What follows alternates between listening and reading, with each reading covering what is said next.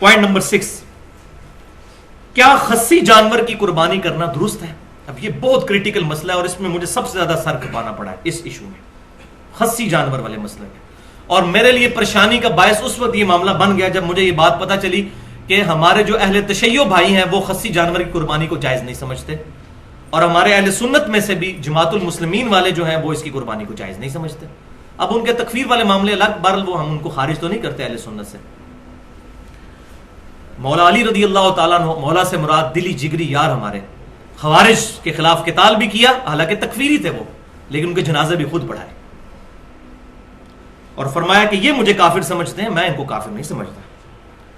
تو sexually disable جو جانور ہے، خصی جانور، اس کی قربانی، تو بھائیو ایک اصولی بات تو سمجھ لیجئے، سورۃ النساء کے اندر یہ بات آئی، آیت نمبر 119، جس پر میں نے تقریباً 2 گھنٹے اپنی تفسیر کلاس میں گفتگو کی تھی. داڑھی کا مسئلہ بھی اور باقی ایشوز بھی اس میں نے بیان کیے تھے. بسم اللہ الرحمن الرحیم. شیطان جو ہے وہ کہتا ہے کہ میں کیا کیا حربے آزماؤں گا، ان میں سے ایک حربہ یہ تھا وَلَآمُرَنَّهُمْ فَلْيُبَتِّكُنَّ آذَانَ الْأَنْعَامِ، میں ضرور ان کو حکم دوں گا کہ یہ جانوروں کے کان چیریں گے. یعنی اللہ نے تو صحیح کان بنائے لیکن یہ کان چیریں گے، بتوں کے نام پر چھوڑیں گے، خلقت کو بگاڑیں گے. وَلَآمُرَنَّهُمْ، اور میں ضرور انہیں حکم دوں گا، شیطان نے کہا، فَلْيُغَيِّرُنَّ خَلْقَ اللَّهِ، تو پس ضرور یہ اللہ کی بنائی ہوئی تخلیق کو بدل دیں گے. تو جانور کو خصی کرنا بھی بیسیکلی اللہ کی بنائی ہوئی تخلیق کو بدلنا ہے، اس میں کوئی شک ہی نہیں ہے کہ نر کو آپ جو ہے وہ سیکچولی ڈسیبل کر رہے ہیں، اللہ کی تخلیق بدل رہے ہیں، اور ظاہر ہے وہ تکلیف دہ امر بھی ہوتا ہے. ایسا نہیں کہ جانور کو تکلیف نہیں ہوتی. مرد کوئی خصی ہو تو یہ عیب ہی سمجھا جائے گا، اور جانور کو آپ خود خصی کریں گے، سیکچولی اس کو ڈسیبل کر دیں گے تو یہ عیب ہی شمار ہوگا.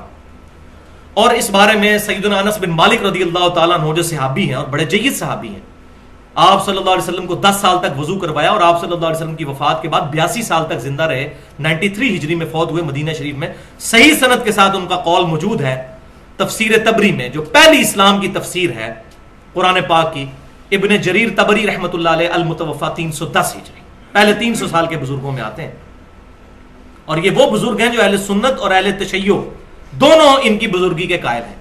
ایک اہل تشیع کے بھی امام تبری ہیں، وہ الگ ہے، یہ اہل سنت والے کو بھی وہ مانتے ہیں. تو انہوں نے صحیح سند کے ساتھ انس بن مالک کا قول نقل کیا ہے اسی آیت کے کانٹیکسٹ میں کہ وہ کہتے ہیں کہ جانوروں کو خصی نہیں کرنا چاہیے. اس کے علاوہ بھی کئی تابعین کے اقوال مصنف ابن ابی شیبہ میں اور باقی سنن الکبریٰ البیہقی میں موجود ہیں کہ جانوروں کو خصی کرنا تابعین کے گروہ میں برا سمجھا گیا ہے، اور چند ایک تابعین اس کے جواز کے بھی قائل ہیں، وہ بھی اقوال ملتے ہیں، لیکن وہ اتنے واضح نہیں. قربانی کے حوالے سے کوئی قول نہیں ہے کہ قربانی کے لیے خصی جانور لگایا جائے. ویسے ہے کہ کبھی ضرورت پڑے تو خصی کرنا، اور بڑے گول مول الفاظ موجود ہیں، اور اس میں جو واضح الفاظ ہیں وہ بھی بڑی مشکل کے ساتھ ہی ہیں. سنن الکبریٰ البیہقی میں امام بہیقی رحمۃ اللہ علیہ نے لکھا ہے، کامنٹس دیے ہیں کہ کوئی بہت ضرورت پڑ جائے تو جانور کو خصی کرنا جائز ہے. اب وہ ضرورت نہیں انہوں نے بتائی کہ کون سی، قربانی کا ذکر کوئی نہیں کیا.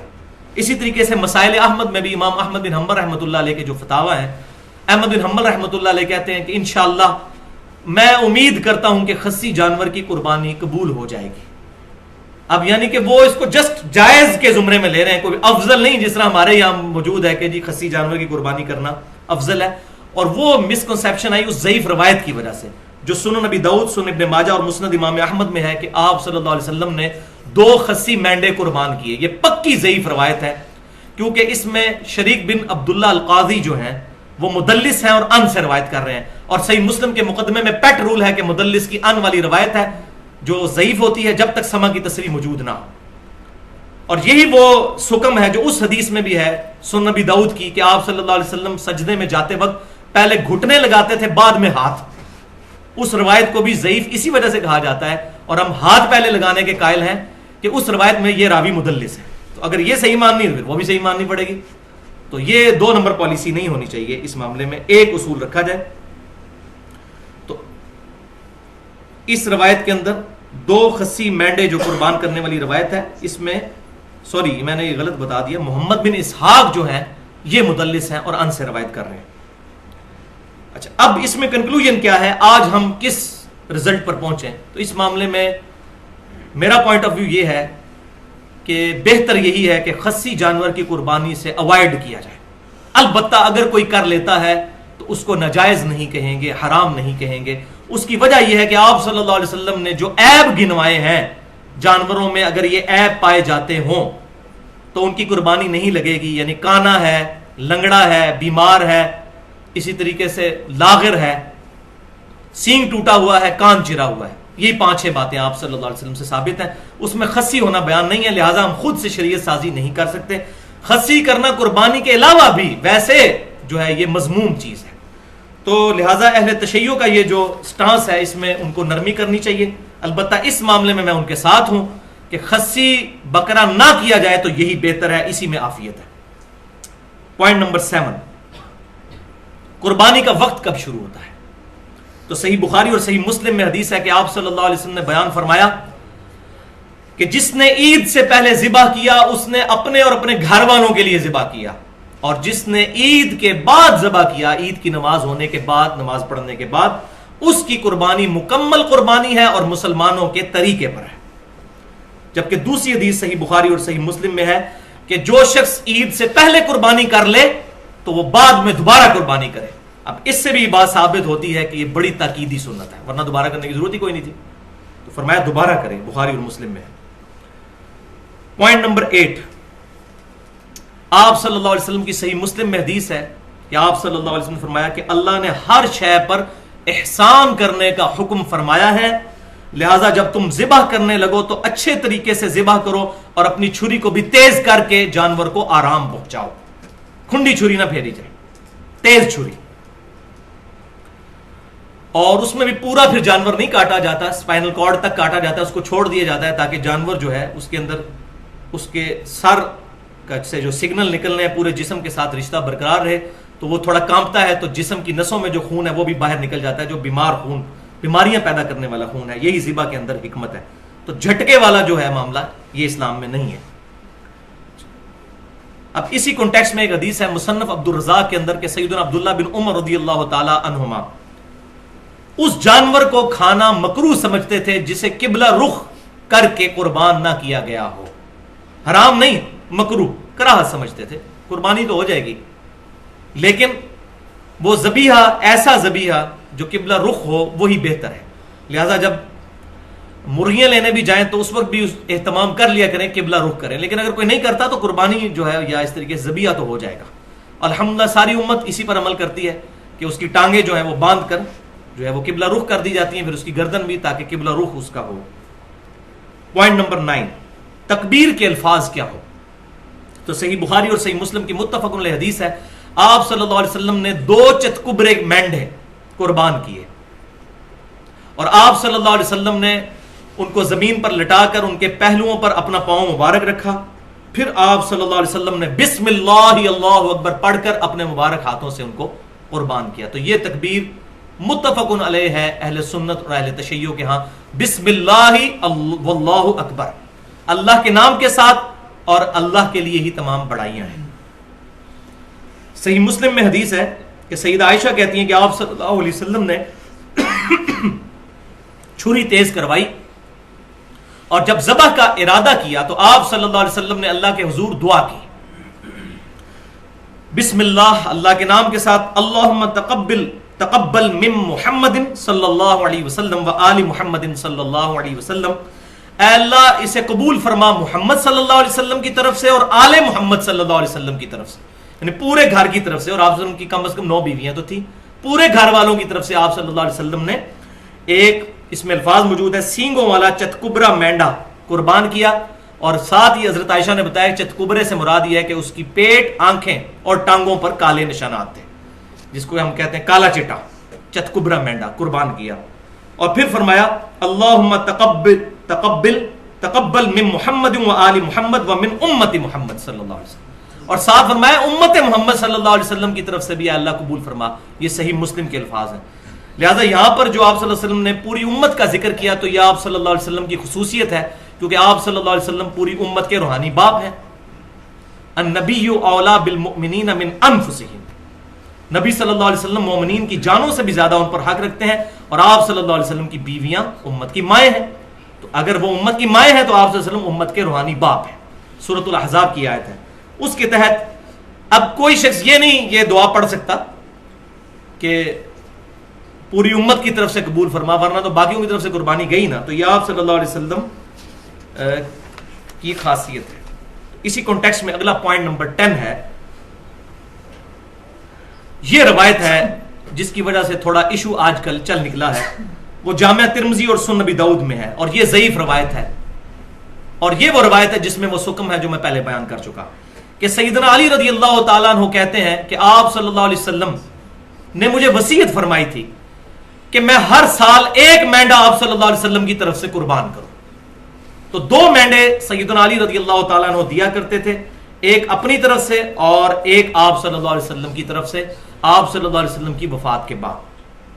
تو اس حدیث میں وہی شریک بن عبداللہ القاضی جو ہیں وہ مدلس راوی ہیں اور ان سے روایت کر رہے ہیں، اور مدلس کی ان والی روایت ضعیف ہوتی ہے جب تک سما کی تصریح نہ ہو. صحیح مسلم کے مقدمے میں یہ پیٹ رول ہے، اور یہی رول ہے جس کی وجہ سے وہ خطرناک روایت بھی ضعیف ثابت ہوتی ہے جو مسند امام احمد میں ہے اور الادب المفرد امام بخاری کی اس میں بھی موجود ہے، اور مشکات المصابی میں بھی انٹرنیشنل نمبرنگ کے مطابق 4902 نمبر حدیث ہے.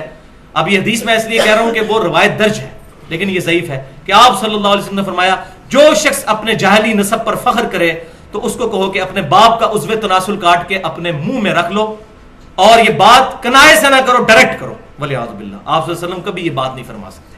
وَإِنَّكَ لَعَلَىٰ خُلُقٍ عَظِيمٍ.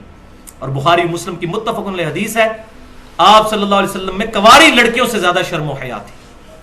یہ ہو ہی نہیں سکتا. تو اس روایت میں حسن بصری مدلس ہیں اور ان سے روایت کر رہے ہیں. اگر یہ کسی نے صحیح ماننی ہے پھر وہ بھی صحیح مانے گا. تو یہ روایت بالکل ضعیف ہے.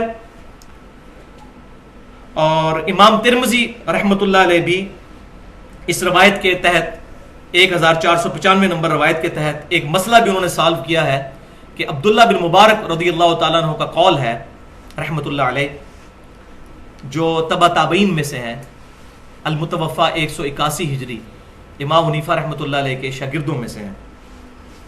وہ کہتے ہیں کہ میت کی طرف سے قربانی کرنا درست نہیں ہے اس حدیث کے کانٹیکسٹ میں. یعنی انہوں نے اگر اس حدیث کو لیا بھی تو نبی صلی اللہ علیہ وسلم کے ساتھ خصوصیت کے طور پہ کہ آپ صلی اللہ علیہ وسلم کی طرف سے چلو قربانی کر دی. کسی کو اگر ذوق کلیئر نہیں اس حدیث کا، کوئی بدعت کا فتویٰ نہیں، آج بھی کوئی کر لیتا ہے جس کو یہ بات پتہ نہیں ہے. ہاں پتہ چل جائے پھر بچنے میں عافیت ہے، بدعت کا فتویٰ ہم پھر بھی نہیں لگاتے. تو عبداللہ بن مبارک کہتے ہیں کہ میت کی طرف سے قربانی نہ کی جائے، البتہ میت کی طرف سے جو جانور ذبح کیا جائے گا وہ صدقہ پھر ہوگا. اور پھر فرمایا کہ اس سارے کو ہی قربان جو کیا ہوا جانور ہے سارے کو ہی پھر صدقہ کرنا ہوگا، اپنے پاس نہیں رکھ سکتے کیونکہ یہ صدقے کا گوشت ہے. اور اس میں یہ بات یاد رکھیے یہ بکرا بھی پھر الگ سے کرنا ہوگا. گائے میں حصہ ڈال دیا اگر 7 میں سے ایک حصہ کسی اور کے لیے جو فوت شدہ ہے کہ میرے امی ابو کی طرف سے یا فلاں کی طرف سے، تو ساروں کی قربانی خطرے میں پڑ گئی. اور یہ بات سمجھ لیجئے صحیح مسلم کی حدیث کے تحت میت کو 3 اعمال کا ثواب پہنچتا ہے، ان میں سے ایک عمل یہ بھی ہے کہ نیک اولاد کے اعمال کا ثواب بھی پہنچتا ہے، ان کی دعاؤں کا ثواب پہنچتا ہے.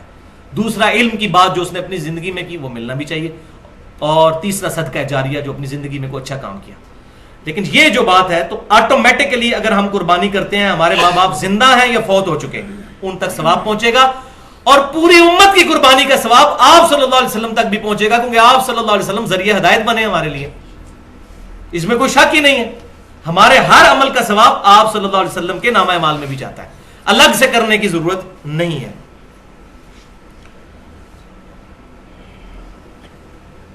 اب جناب کریٹیکل مسئلہ ایک اور آ رہا ہے، پوائنٹ نمبر 11. کیا قربانی میں عقیقہ والا معاملہ بھی شامل کیا جا سکتا ہے یا نہیں؟ کیونکہ اکثر ہمارے معاشرے میں ہو رہا ہے کہ وہ 6 حصے رکھے ہوتے ہیں گائے کے اور 7واں رکھ دیتے ہیں قربانی کے ساتھ 7واں عقیقے کا بھی. لڑکی ہو تو 1 رکھ دیا، لڑکا ہوا تو 2. حالانکہ دنیا کی کسی حدیث کی کتاب میں ضعیف سند کے ساتھ بھی کوئی ایسی روایت موجود نہیں ہے کہ یہ معاملہ کیا جائے گا عقیقے میں. عقیقے میں تو پوری جان دینی ہے. اب عقیقے کا مسئلہ بھی سن لیجئے. صحیح بخاری میں حدیث ہے، آپ صلی اللہ علیہ وسلم نے فرمایا لڑکے کے پیدا ہونے پر عقیقہ ہے، اس کی طرف سے خون بہاؤ.